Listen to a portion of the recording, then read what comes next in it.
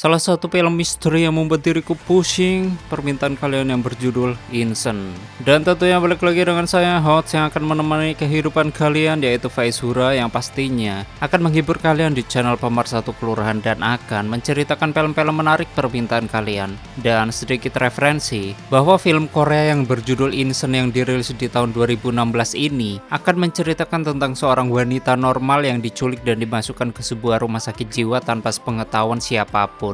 Namun anehnya, nih rumah sakit jiwa kayaknya seluruh stafnya juga ikutan gila gitu. Soalnya rata-rata pasien wanita di sana hanya untuk bahan pemuas nafsu gitu. Sedangkan yang laki-laki diambil organ tubuhnya untuk dijual. Gila kan? Sama, gue juga gila yang mikirin nih alurnya kemana gitu. Muter-muter anjir, heran sama film Korea. Namun sebelum ke story, bagi kalian yang suka dengan channel ini silahkan subscribe. Tapi kalau nggak suka ya disuka-sukain. Dan intro.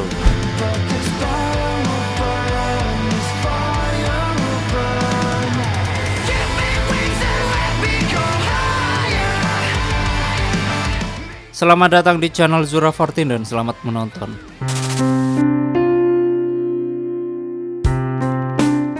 Story diawali oleh seorang wanita yang sedang berjalan dan dia bernama Kang Su. Namun tak lama kemudian, Kang Su diseret oleh dua orang tak dikenal, lalu dimasukkan ke sebuah mobil. Setelah Kang Su sadar dari pingsannya, Kang Su justru mendapati dirinya tengah berada di rumah sakit jiwa dengan bersama dua orang perawat, yang tentunya sedang memandikannya secara paksa. Waktu selesai dimandikan dengan kondisi mulutnya tersumpal, Kang Su dipertemukan dengan kepala rumah sakit tersebut yang bernama Dr. Hyung Sik. Di sini Hyung Sik menyuruh perawat di sana untuk meminumkan obat kepada Kang Su.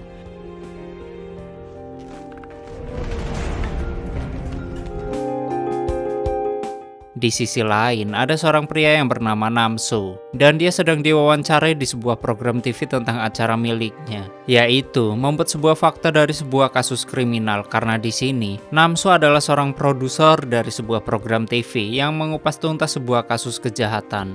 Namun tiba-tiba wawancara diberhentikan karena salah satu staf dari acara tersebut. Dia baru saja menerima kabar lain yang menyebutkan bahwa acara yang dibawakan oleh Namsu merupakan acara settingan, dan akibat kabar tersebut, wawancara hari itu pun harus dihentikan. Setelah keluar dari studio tersebut, kemudian Namsu menemui seorang direktur yang mengurus acaranya dan dia bernama Cha. Yang dimana ketika Namsu bertemu Direktur Cha memberikan Namsu sebuah program baru, yaitu program tentang investigasi mistis yang tentunya akan mencari keanehan dari tempat-tempat angker. Mendengar hal tersebut, di sini Namsu sempat menolaknya. Namun karena direktur mengancam akan mengeluarkannya, dengan sangat terpaksa Namsu mau mengambil pekerjaan itu karena mengingat program sebelumnya memiliki rating yang sangat rendah. Keesokan harinya setelah program itu dibuat, Direktur Cha mempertemukan Namsu dengan seorang gadis yang bernama Ji-young. Sedangkan Ji-young akan menjadi asisten Namsu. Setelah keduanya saling kenalan, di sini Ji-young memberikan Namsu sebuah buku harian milik seorang wanita yang bernama Kang So, yang menceritakan bahwa jika dirinya diculik dan dipaksa masuk ke sebuah rumah sakit jiwa dan dengan keadaannya yang masih normal. Selain itu, Ji-young juga menjelaskan jika rumah sakit yang disebutkan di dalam buku harian itu rupanya sekarang ini telah dikosongkan karena akibat kejadian kebakaran 1 tahun yang lalu. Bahkan, hal itu menewaskan hampir seluruh pasien di sana dan hanya menyisakan satu pasien yang berhasil selamat yang sekarang keberadaannya tengah ditahan di kantor polisi karena dia dituduh telah membunuh seorang kepala kepolisian. Mendengar hal tersebut, Namsu langsung memutuskan mengambil topik tersebut yang tentunya untuk acara barunya. Keesokan harinya, Namsu dan seluruh krunya mulai mendatangi rumah sakit tersebut, dan hal itu untuk memulai syuting dari program barunya yang mengangkat tema mistis dari rumah sakit jiwa tersebut. Waktu seluruh kru sedang syuting, tiba-tiba tanpa sengaja mereka menemukan seseorang dengan luka bakar di seluruh tubuhnya.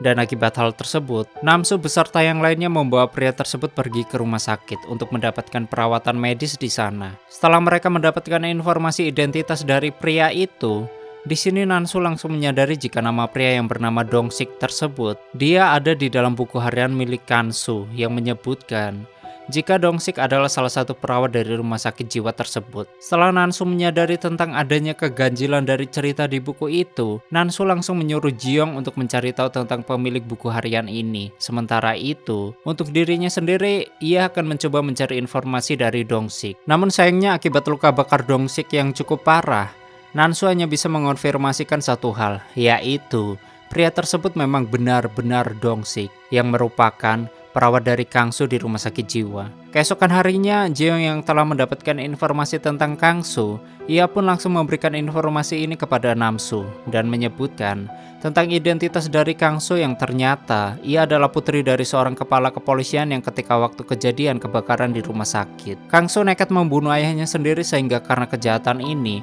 Kangsu pun harus ditahan di kantor polisi dan ditempatkan di sebuah tempat khusus. Karena Kangsu memiliki penyakit mental untuk mendapatkan informasi lebih jelas. Kemudian Namsu berinisiatif untuk menemui Kangsu di rumah sakit, yang dimana ketika mereka saling bertemu, di sini Namsu mulai menanyai tentang tuduhan pembunuhan ayahnya. Namun sayangnya, berhubung Kangsu sepertinya masih mengalami kesulitan berkomunikasi dengan orang, di sini Kangsu hanya diam saja.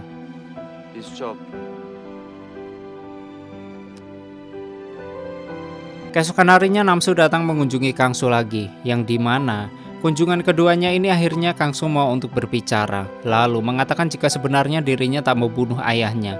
Dan setelah mengatakan hal tersebut, Kangsu mulai bercerita tentang masa lalunya, bahkan tentang hal yang sebenarnya terjadi kepadanya, yang dimana zaman dahulu kala Kangsu merupakan orang yang normal dan sehat. Akan tetapi ketika Kangsu hendak pergi ke suatu tempat, secara tiba-tiba ia diculik oleh kedua orang yang berpenampilan seperti petugas rumah sakit jiwa. Selain itu, setelah Kangsu dibawa oleh mereka, Kangsu yang mulai sadar dari pingsannya, dia menyadari sesuatu jika sekarang dirinya telah berada di rumah sakit jiwa. Kangsu yang tentunya ketakutan dengan situasi seperti itu sambil dengan keadaan terikat. Di sini Kangsu memohon untuk dilepaskan, namun sayangnya bukannya dilepaskan. Di sini Kangsu justru dipukuli hingga bahkan ia juga sampai dipaksa untuk meminum sebuah obat.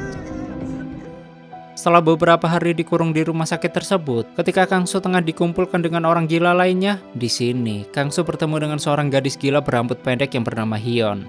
Dan dia mengaku jika dirinya juga dipaksa untuk masuk ke tempat itu. Namun berhubung Hyung memang benar-benar gila, di sini Kangsu tak bisa menanyainya banyak hal dan hanya bisa menanyainya apakah ia tahu cara untuk keluar dari sana. Lalu Hyung yang mendengarkan Kangsu bertanya seperti itu, dengan sedikit berbicara waras ia mengatakan jika ada seorang pria mesum yang bernama Wo yang tinggal tepat di sebelah kamar Kangsu, ia mengetahui cara untuk keluar dari tempat tersebut. Sementara itu di sisi lain, kita diperlihatkan betapa rusaknya sistem dari rumah sakit jiwa ini, yang dimana karyawannya tuh sering melakukan hal-hal buruk kepada pasiennya, mulai dari kepala rumah sakit yang sering memanfaatkan para pasiennya untuk digituin, lalu memukuli mereka yang sulit diatur, hingga bahkan menjual organ-organ mereka yang sudah dipastikan tak memiliki keluarga lagi. Kangsu yang kembali ke kamarnya, secara tiba-tiba ia dikagetkan dengan sebuah tangan yang muncul dari lubang dinding, yang ternyata tangan itu adalah tangan Wo yang dimaksud oleh Hyung tadi. Sehingga karena Kangsu sadar jika dialah orangnya,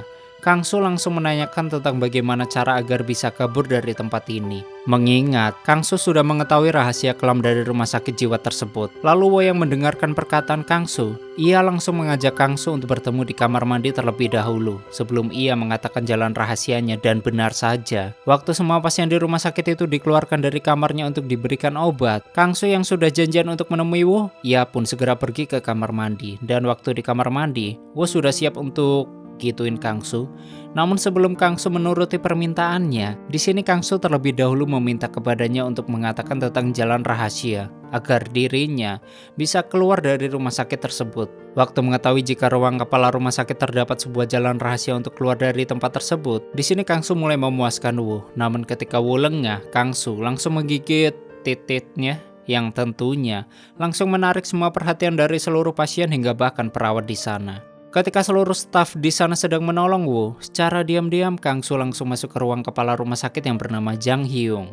Lalu Kangsu mencoba mencari jalan keluar di sana, yang pada akhirnya Kangsu menemukan sebuah jalan keluar yang terdapat di balik lemari. Akan tetapi, sialnya ketika ia baru saja keluar dari sana, Jang Hyung justru sudah kembali ke ruangannya. Dan akibat hal tersebut, di sini Jang Hyung menyadari jika Kangsu berusaha kabur dari sana. Kang Su yang telah berhasil keluar dari rumah sakit itu, ia pun mencoba meminta pertolongan, namun berhubung para petugas rumah sakit telah mengejarnya, Kang Su nekat untuk mencegat sebuah mobil polisi dan meminta perlindungan kepada mereka.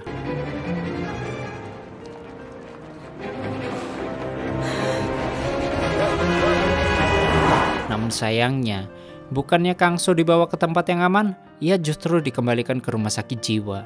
Karena ternyata ayahnya yang bernama Kang Byung, yang merupakan seorang kepala polisi di daerah tersebut, dia telah mengetahui jika putri tirinya kabur dari rumah sakit jiwa tersebut. Sehingga karena hal itulah, Kang Su kembali lagi ke rumah sakit. Kang Su yang telah dibawa kembali ke rumah sakit jiwa tersebut, Kang Su langsung dimasukkan ke sebuah ruangan operasi yang dimana tepat di sampingnya terlihat juga seseorang yang habis diambil organnya. Sehingga akibat hal itu, tentunya sangat membuat Kang Su ketakutan. Sementara itu di waktu yang bersamaan, seorang perawat yang sering mengobrol dengan Kang Su dan dia bernama Dong Sik, yang melihat jika saat ini Kang Su hendak dibinasakan untuk diambil organnya, tentunya sangat membuat dirinya iba. Lalu, Dong Sik yaitu pria yang sebelumnya dibawa ke rumah sakit oleh Dan Su di awal film tadi. Di sini Dan Su mencoba menghubungi seseorang kenalan dari Kang Su, yang sebelumnya Dong Sik telah diberikan nomor ponsel dari orang tersebut. Setelah Dong Sik menghubungi orang tersebut yang bernama Kim langsung segera pergi ke rumah sakit jiwa tersebut. Namun ketika Kim sampai di sana, Kim melihat kepala kepolisi Kang Byung berada di sana juga, sehingga karena kehadiran dari Kang Byung,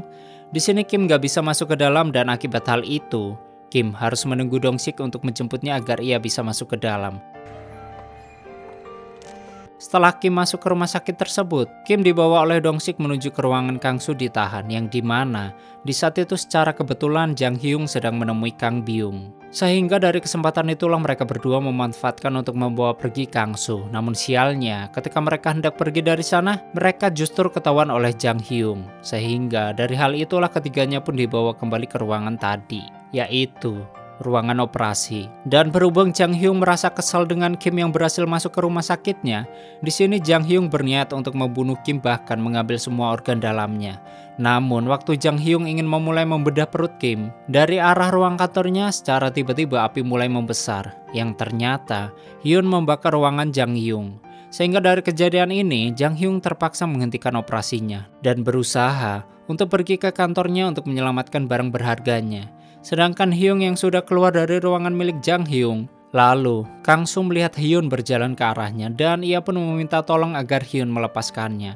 Setelah mereka berhasil meloloskan diri dari ikatan, ketiganya pun berusaha untuk kabur dari rumah sakit Luxnut tersebut. Namun karena api penderitaan semakin membesar, hal tersebut membuat mereka kesulitan dan beruntungnya mereka bertiga berhasil lolos dari sana. Sedangkan Dong Sik yang menemukan kunci pintu darurat, dia mencoba membuka seluruh pintu dari kamar pasien di rumah sakit itu. Dan ia pun memutuskan untuk kembali masuk ke dalam dan mencoba menyelamatkan mereka semua. Sedangkan Kang Su dan Kim yang hendak pergi dari sana. Namun tiba-tiba Kim ditarik oleh Jang Hyung dan akibat hal tersebut Kim tewas terbakar.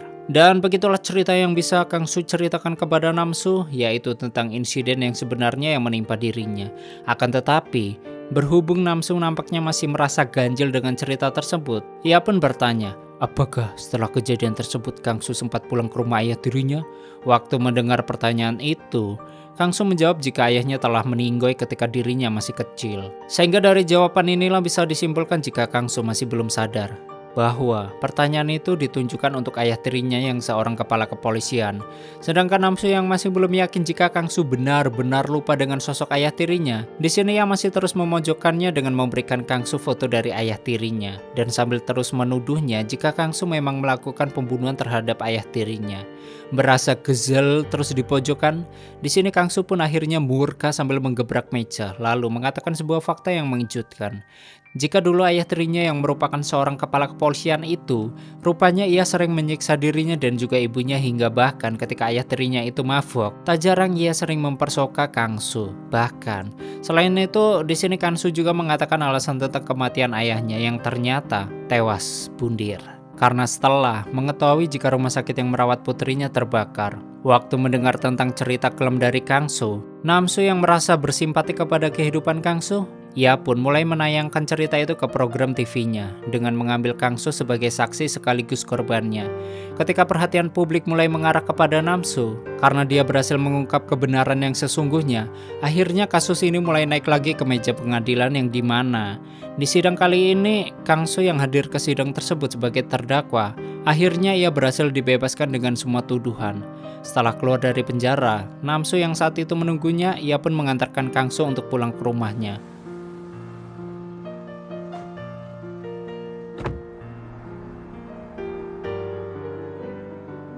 Waktu sampai dan Kangsu keluar dari mobilnya, ia pun mengetuk pintu jendela mobil milik Namsu untuk mengatakan sesuatu, bahkan meminta kepada Namsu untuk tak memberitahu siapapun.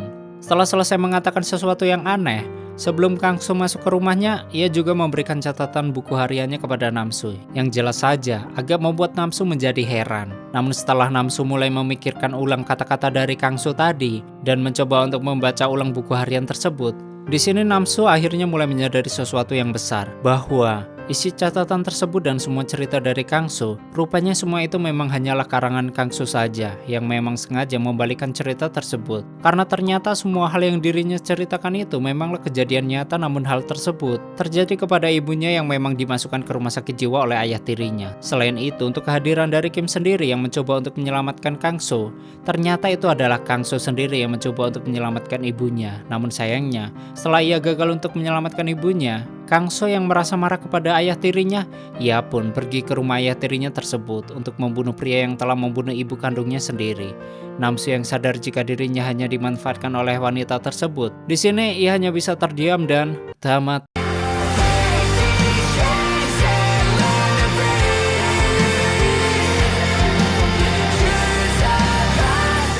Oke, seperti itulah story film Insane. Dan bagaimanakah menurut kalian dengan film ini? Silahkan berdebat. Dan bagi kalian yang ingin filmnya di storyin, silahkan tulis di komentar. Terima kasih udah nyimak video ini sampai habis. Terus support channel ini dengan menekan like, subscribe, dan share ke alam semesta. Aneh pamit and stay on my channel. Jangan kemana-mana, sampai ketemu lagi di video selanjutnya. Bye-bye.